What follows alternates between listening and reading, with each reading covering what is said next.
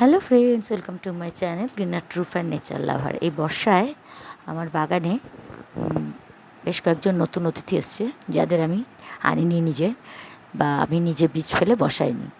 তার মধ্যে প্রথম হচ্ছে একটা কুমড়ো গাছ। ছোট্ট একটা পাঁচিলের ওপর রাখা মাটির টব এমনি খালি পড়েছিল, মাটি শুদ্ধ। তার মধ্যে দেখলাম বেশ একটা হেলদি চারা উঠেছে। তাই চারাটাকে তুলে নিয়ে চললাম এবার টবের খোঁজে। এটা কুমড়ো, লাউ, এই সমস্ত গাছগুলো না ছোটো টবে তো একদমই হতে চায় না। তাই একটা গ্রো ব্যাগের সন্ধানে চললাম, পেয়েও গেলাম একটা বড় গ্রো ব্যাগ। এই গ্রো ব্যাগগুলো তো আমি বহুদিন ধরে তলায় কিচেন ওয়েস্ট, গার্ডেন ওয়েস্ট আর ওপরে মাটি ফেলে ফেলে রেডি করেছিলাম। তাই সেরই একটা নিয়ে নিলাম। নিয়ে গাছটা বসিয়ে দেবো। এক হাতে মোবাইল আর এক হাতে কাজ করা, কাজেই সেম অসুবিধা। যাই হোক, তাও মোটামুটি গাছটা কিন্তু বসিয়ে ফেললাম। দেখুন গাছটা কি বেশ হেলদি, কিন্তু চারাটা উঠেছে। অন্য সময় সরু লিকলিকে চারা ওঠে, যে বসাতে গিয়ে দেখা যায় কাণ্ডটা ভেঙে গেল, কিন্তু এই চারাটা কিন্তু বেশ হেলদি উঠেছে। তাই আমি বড় গ্রুপ একটাই বসিয়ে দিলাম। এইটার মধ্যে আপাতত কিছু নেই, তাই এই গ্রো ব্যাগটায় বসিয়ে দিলাম। মোটামুটি মাটি তো ভিজেই আছে, তাও ওই সামান্য একটু জল দিয়ে দেবো নামকে বাঁচতে, তারপর কয়েকদিন আর জল দেবো না।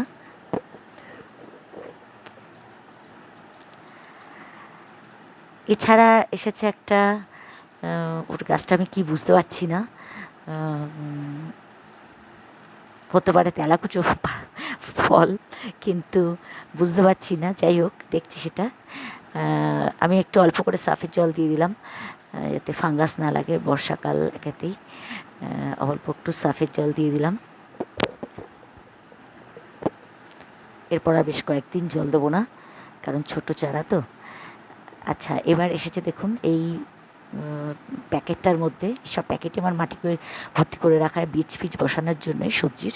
এটার মধ্যে এসেছে একটা সিঙ্গনিয়াম। আমি তো চারাটা দেখে ভেবেছিলাম খুব ছোট্ট, ভেবেছিলাম ছোটো 4 ইঞ্চির গ্রো ব্যাগে বসিয়ে দেবো, কিন্তু তুলতে গিয়ে দেখলাম বেশ লম্বা শিকড়। গাছটা বেশ খানিকটা লম্বা, তাই 4 ইঞ্চির গ্রো ব্যাগে বসালে হবে না।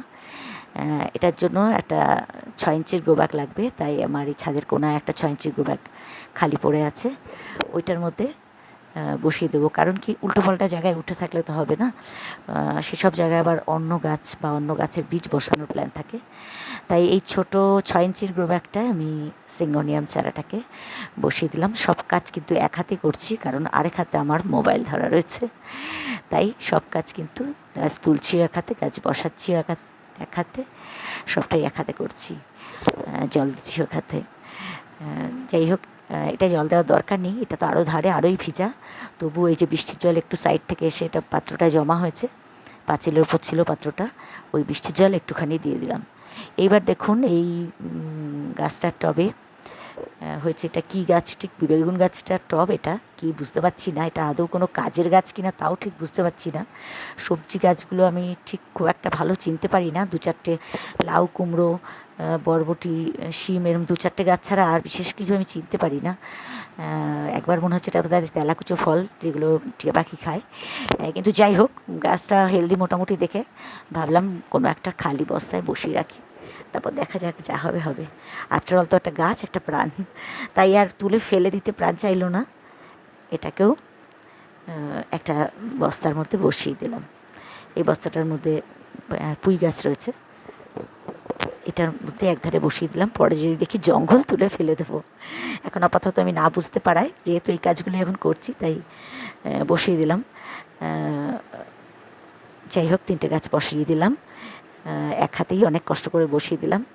বসিয়ে গোড়াটা একটু চেপে দিলাম, চেপে চেপে দিয়ে জলও দিয়ে দিলাম। সব গাছে অল্প অল্প একটু জল দিলাম। গাছ বসানোর সময় একটু জল না দিলে তৃপ্তি হয় না, যতই মাটি ভিজে থাক, সামান্য হলেও, তাই একটু একটু জল আমি দিয়ে দিই। যাই হোক, ভিডিওটি যদি ভালো লাগে প্লিজ লাইক কমেন্ট করবেন, চ্যানেলটি সাবস্ক্রাইব করে পাশে থাকবেন পরবর্তী ভিডিও দেখার জন্যে। আজ অবধি, দেখা হবে আবার পরে অন্য কোনো ভিডিওতে, অন্য কোনো টপিক নিয়ে।